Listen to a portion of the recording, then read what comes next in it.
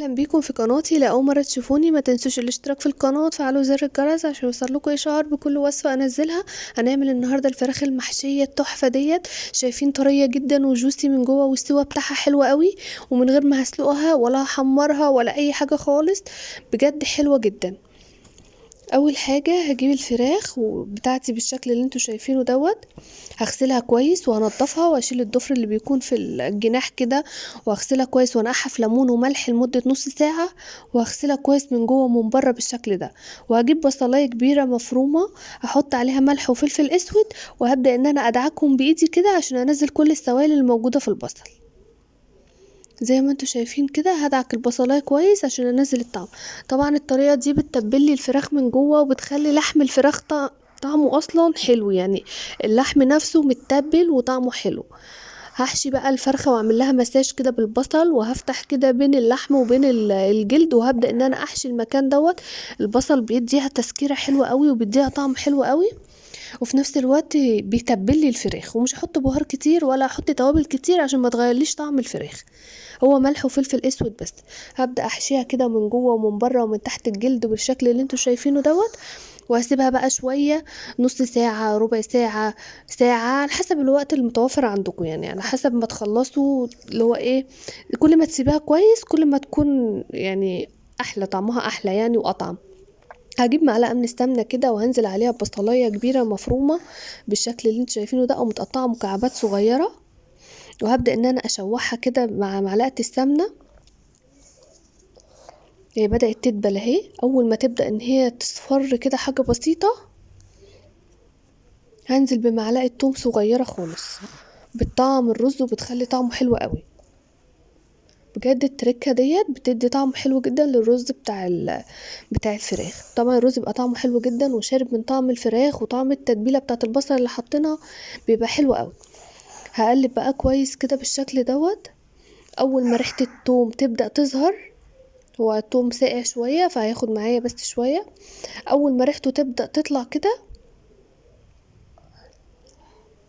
هنزل بالبهار بتاعي. انا مش هحط غير 7 بهارات وملح وفلفل اسود، مش هحط اكتر من كده. ممكن احط نقطه قرفه صغيره لو انتم بتحبوا القرفه، بس انا ما حطيتش غير بهارات اللي هو 7 بهارات وملح وفلفل ورشة قرفة صغيرة خالص. بجد رشة القرفة دي بتفرق في الطعم جدا، بس في ناس كتيرة مش بتحب القرفة، ليها حرية الاختيار. واحط مكعب مرقة بالشكل ده. طبعا بقى ريحة التوابل والبهارات بدأت ان هي تظهر، بجد ريحتها حلوة قوي مع التوم وكده، ريحتها حلوة قوي. هنزل بقى بكوباية من الرز المغسول او كوبايتين على حسب الكمية. انا بزود لان احنا بناكل جنب الفراخ الرز، يعني بحط حبة تحت الفراخ فرشة كده تحت الفراخ وبيبقى طعمه حلو قوي. هحط الرز كده وابدأ ان انا اشوحه مع البصل والبهارات والتوابل بالشكل ده.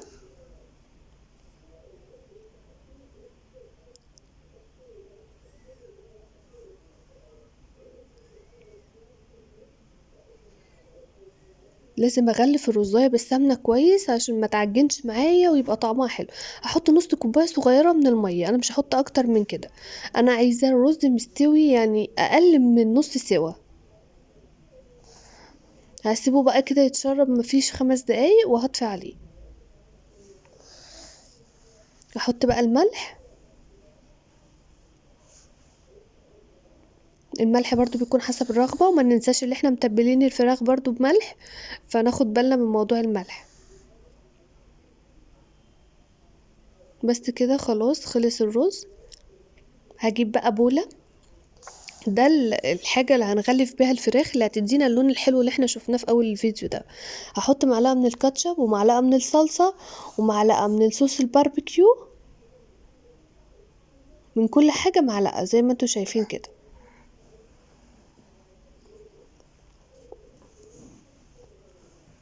واحط حبة زيت صغيرين خالص عشان تديني لمعة كده وتديني لون برضو حلو. واحط معلقة سمنة صغيرة برضو بتخليها طرية. السمنة بتخليها طرية، الزيت ممكن ينشفها شوية، بس الزيت حلو ان هو بيديها لون حلو. بعد كده معلقة السمنة دي بتخلي الفراخ نفسها طرية. واحط ملح واحط برضو ال7 بهارات. احنا اتفقنا ان احنا عايزينها متطعمه ومتبله من بره ومن جوه، واحط فلفل اسود واحط مكعب مرقه. بجد الوصفه دي مش هتلاقوها عند اي حد تاني بره، وجربوها هتعجبكم جدا كطعم وكشكل وككل حاجة، وتنفع في العزايم. بجد بتبقى حلوة قوي على السفرة، بتبقى شكلها حلو، وتنفع بقى مع حاجات كتيرة. لو انتوا مش حابين الفراخ البلدي ممكن تعملوها مع الفراخ البيضة، تعملوها مع اي حاجة، ممكن تنفع مع الحمام برضو. خلاص الرز بتاعي خلص اهوت، هسيبه بس يهدى شوية، وهبدأ اجيب الفرخة بتاعتي واحشيها كده. بس انا ما بكترش الحشو، لان الحشو لو كتر طبعا الرز لسه هيتضاعف حجمه، لان هو ما استواش سوا كامل. فانا مش هكتر الرز، بص حاجه بسيطه كده. وهحط برضو تحت الجلد، هعمل فرشه بسيطه كده، مش هامله الفرخه قوي، يا دوبك طبقه بسيطه كده من الرز.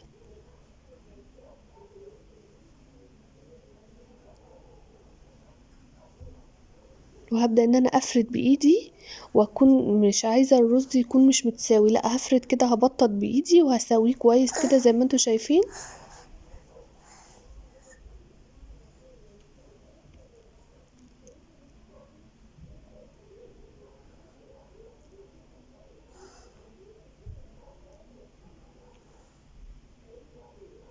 شايفين هي طبقة رز صغيرة خالص جوه ومن بره.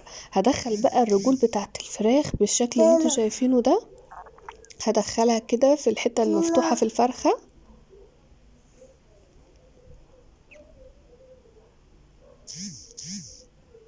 بس خلاص هجيب بقى الخلطة اللي احنا عملناها دي، وهبدأ ان انا ادهن بيها الفراخ كده. بس انزل البصل اللي عليها وهدهنها بقى بالشكل اللي انتوا شايفينه ده من كل الاتجاهات.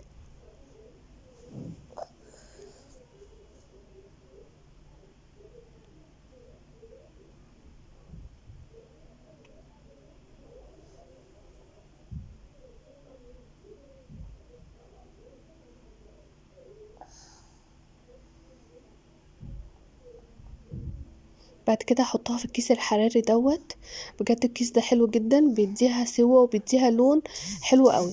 هحطها في الكيس الحراري وهقفلها كده بالورقة اللي هي بتيجي سلكة كده، بتيجي معايا قفل معاها.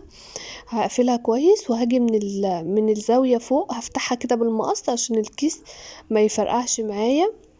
وبعد كده هسيبها لمدة ساعة ونص في الفرن، هتطلع معايا بالشكل اللي انتوا شايفينه ده. شايفين انا ما فتحتش عليها شواية ولا اي حاجة خالص، وبقيت كمية الرز سويتها وحطيتها تحتيه بالشكل دوت. شايفين بجد شكلها حلو قوي، وطعمها كان احلى كمان، ومستوية ومفيهاش دم خالص، والسوا بتاعها حلو جدا، والتوابل بتاعتها حلوة جدا. بجد هتعجبكم جدا، يا ريت تجربوها وتقولوا لي رايكم في الكومنتات، وان شاء الله تعجبكم. طبعا رمضان داخل علينا وتبقى حلوه قوي في العزومات. شايفين شكلها حلو قوي.